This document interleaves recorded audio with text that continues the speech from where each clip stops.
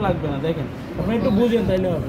দেখেন এই যে পজিটিভ থেকে নেগেটিভ পর্যন্ত আমাদের চ্যানেল 2টা হচ্ছে ইনভার্টিং হিসেবে কাজ করতেছে, ঠিক আছে। ইনপুট এই যে ইনপুট 12 ভোল্টেজ ইনপুট ছিল না, এই দেখেন চ্যানেল 2 12 ভোল্ট, ঠিক আছে। এখন এটা কতটুকু, এই যে উপরের পিক থেকে নিচের পিক পর্যন্ত 12 ভোল্ট। ওকে, আমাদের এখানে দেওয়া আছে 1.5, তার মানে এই 3 ভোল্টেজ ছিল আমরা কত 1.5 ভোল্ট। দেখেন এই যে 1.5 পয়েন্টে এসে এটা হচ্ছে ডিসি পজিটিভ 1.5 পয়েন্টে, প্রত্যেকটা পজিটিভ পয়েন্ট 1.5 পয়েন্টে এসে সে ক্রস করছে। যেহেতু সে ইনভার্টিং, তার মানে আমি যখন ইনপুট পজিটিভ সিগন্যাল দিচ্ছি আউটপুট নেগেটিভ চলে গেছে, নেগেটিভ 12, ঠিক আছে। এখানে নিচে 12 উপরে 12, পিক টু পিক 24 আসছে 22, তার মানে একটু কম আসছে, বুঝতে পারছি। তার মানে এইখানে এই যে 0.5 পর্যন্ত সে বেশি কম আসতেছে, এখন আর আসবে না। হ্যাঁ, এখানে একটু ভালো করে বোঝার জন্য আপনি একটু একটু বাড়ায়েন, থেকে আসলে ওটা একটু বাড়াতো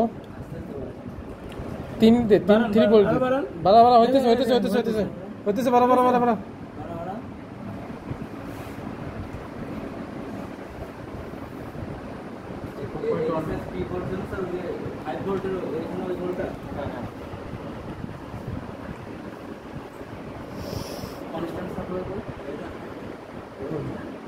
না এই যে জায়গায় ওই যে বিসিসি এই যে পেছে এই যে এটা,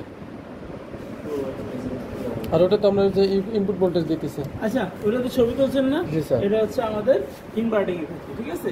এখন আমি জাস্ট ইনপুট এবং আউটপুট পিকচারটা পাল্টাই দেব। ভিডিওতে স্ক্রিনশট দিস। দেখেন দুইটা পিন আমি জাস্ট পাল্টাই দিচ্ছি, এখন এটা আমার নন ইনভার্টিং হয়ে গেছে, ঠিক আছে।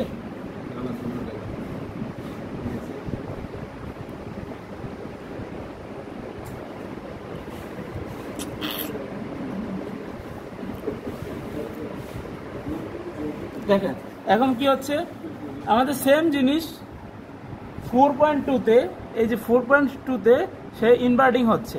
এখন দেখেন আমরা এটা কি নন ইনভার্টিং না, এটা হচ্ছে নন ইনভার্টিং, তার মানে এই পজিশনে এসে এই যে সে তখন এটা হচ্ছে মাইনাস হয়ে গেছে, এটা প্লাস হয়ে গেছে, বুঝতে পারছি। এখন এই পজিশনে সে যখন আমরা ইনপুট পজিটিভ তখন আউটপুটও পজিটিভ, এই যে input positive output positive, input negative output negative. তার মানে স্যার আমরা এই ভোল্টেজটা এখন দিলাম হলো 4.2।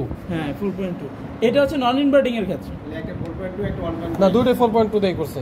না একটা 1.5 ইনভার্টিং 1.5। আচ্ছা ঠিক আছে, এটা হচ্ছে আপনাদের ইনভার্টিং এবং নন ইনভার্টিং। আচ্ছা ঠিক আছে, আরেকদিন এসে প্র্যাকটিস করেন, আজকে একদম নর্মাল অবস্থা খারাপ। হ্যাঁ